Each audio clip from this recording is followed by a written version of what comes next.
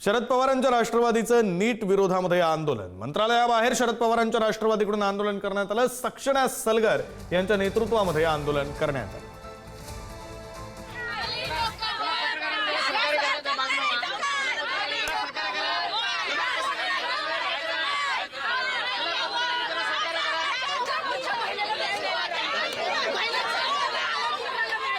अत्याचार वाढले, त्याचबरोबर नीट पेपर फुटी प्रकरणाच्या विरोधात राष्ट्रवादी युवती काँग्रेसचं आंदोलन आपण पाहतोय। मंत्रालयाच्या परिसरामध्ये हे सुरू होतं आणि सगळ्या महिला कार्यकर्त्यांना पोलिसांनी ताब्यात घेतलेलं आहे।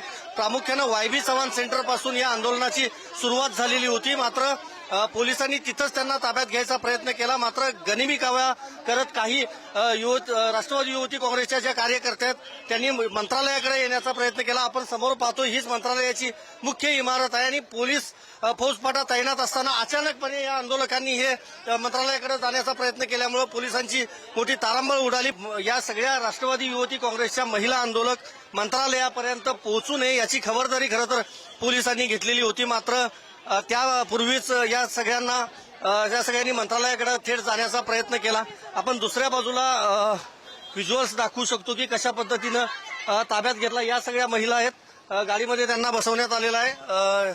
राष्ट्रवादी युवती काँग्रेसच्या या सगळ्या महिला आणि त्यांच्याशी आपल्याला खरं तर बोलता येत नाही, मात्र आपण पाहतो की त्या आक्रमक आहेत आणि एकंदरीतच महिलांवरती वाढते अत्याचार राज्यातले, त्याचबरोबर नीटचं पेपर फुटीचं प्रकरण असेल, या सगळ्या विरोधात हे खरं तर सगळं आंदोलन जे आहे ते करण्यात आलं। आणि आता आपण पाहतोय की परिस्थिती जी आहे किंवा जो तणाव आहे तो आता निवळलेला आहे आणि एकंदरीतच सगळ्या महिला कार्यकर्त्यांना आंदोलकांना पोलिसांनी ताब्यात घेतलेला आहे। व्हिडिओ जर्नलिस्ट विकास खवळेसह मी संदीप राजगोळकर, पुढारी न्यूज, मुंबई।